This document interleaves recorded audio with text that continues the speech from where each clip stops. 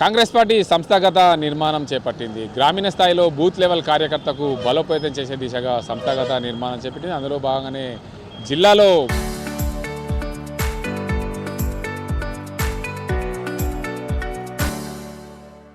మండలాల అధ్యక్షుల భర్తీ చేసింది. మండలాల అధ్యక్షుల భర్తీ నేపథ్యంలో కాంగ్రెస్ పార్టీలో చిచ్చురేగిందని చెప్పొచ్చు. ఉమ్మడి నిజామాబాద్ జిల్లా వ్యాప్తంగా 9 అసెంబ్లీ నియోజకవర్గాలు ఉంటాయి. 9 అసెంబ్లీ నియోజకవర్గాల్లో జెండా మోసిన కార్యకర్తలకే పదవులు ఇచ్చే దిశగా కాంగ్రెస్ పార్టీ ప్రయత్నాలు చేసింది. ప్రధానంగా గ్రామీణ స్థాయిలో పార్టీ బలోపేతం కావాలంటే బూత్ కార్యకర్త నుండి పనిచేసిన కార్యకర్తలను గుర్తించి వారికి న్యాయం చేసే దిశగా కాంగ్రెస్ పార్టీ ప్రయత్నాలు అయితే సాగుతుంది. రాష్ట్రంలో కాంగ్రెస్ పార్టీ అధికారంలో ఉన్న నేపథ్యంలో పూర్తి స్థాయిలో ఎప్పటికప్పుడు పార్టీ బలోపేతం కావాలి, సంక్షేమ పథకాలు ప్రజల్లోకి తీసుకెళ్లాలంటే ఖచ్చితంగా కాంగ్రెస్ పార్టీ సంస్థాగత నిర్మాణం చేపట్టాల్సింది. అందులో భాగంగానే ఇప్పటికే నిజామాబాద్ జిల్లాలో సంస్థాగత నిర్మాణం చేపట్టింది.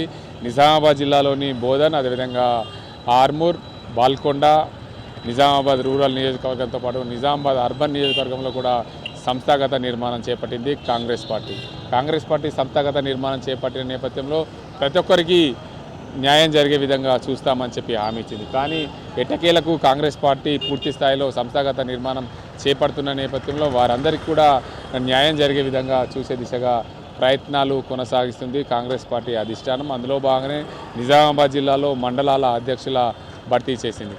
కానీ ఎక్కువ పోటీ ఉండడం వల్ల కొందరికి న్యాయం జరుగుతుంది, కొందరి వ్యతిరేకత ఏర్పడుతున్న పరిస్థితి నెలకొంది. ముఖ్యంగా నిజామాబాద్ జిల్లాలోని బాల్కొండ నియోజకవర్గంలో సంస్థాగత నిర్మాణం చేపట్టే క్రమంలో మా వ్యక్తులకు మండలాధ్యక్షులు రాలేదని చెప్పి ఆందోళన చేపట్టారు. నియోజకవర్గ ఇన్ఛార్జ్ దిష్టిబొమ్మ తగిలించిన పరిస్థితి నెలకొంది. పూర్తి స్థాయిలో బాల్కొండ నియోజకవర్గంలో ప్రధానంగా 4 నేతలు ఉంటారు. ఒకరు బాల్కొండ నియోజకవర్గ ఇన్ఛార్జ్ సునీల్ రెడ్డి అయితే మరొకరు mineral development corporation chairman Eravatri Anil, మాజీ విప్, ఆయన మాజీ ఎమ్మెల్యేగా కూడా పనిచేసిన పరిస్థితి ఉంది. మరొకరు cooperative union chairman Manala Mohan Reddy, జిల్లా అధ్యక్షుడిగా పనిచేసిన పరిస్థితి కూడా ఉంది.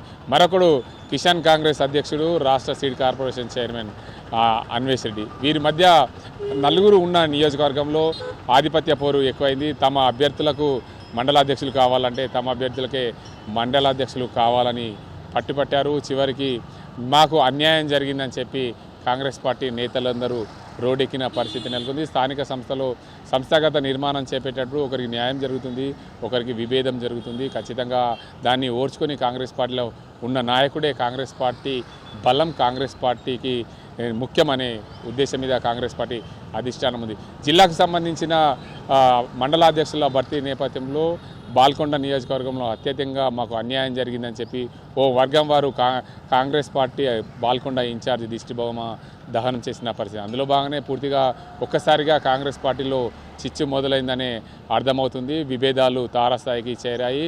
ఒకరంటే ఒకరు అనే చందంగా తయారైన పరిస్థితి ఉంది. దీన్ని దృష్టిలో పెట్టుకొని రాష్ట్ర కాంగ్రెస్ అధిష్టానం వారిని మందగిస్తుందా, బుజ్జగిస్తుందా, వారిపైన చర్యలు చేపడుతుందా అనే వేచి చూడాల్సిన అవసరం ఉంది. ఏదైనా మనకి కాంగ్రెస్ పార్టీ సంస్థాగత నిర్మాణం చేపట్టాడు ప్రతి ఒక్కరికి న్యాయం చేసే దిశగా, గ్రామీణ స్థాయిలో ప్రభుత్వ సంక్షేమ పథకాలు వెళ్లే దిశగా చేసే దిశగా ప్రయత్నాలు సాగిస్తుంది. కాబట్టి ఈ చిచ్చు చల్లారుతుందా లేదంటే అలాగే రాజుకుంటుందా వేచి చూడాల్సిన అవసరం ఎంతైనా ఉంది.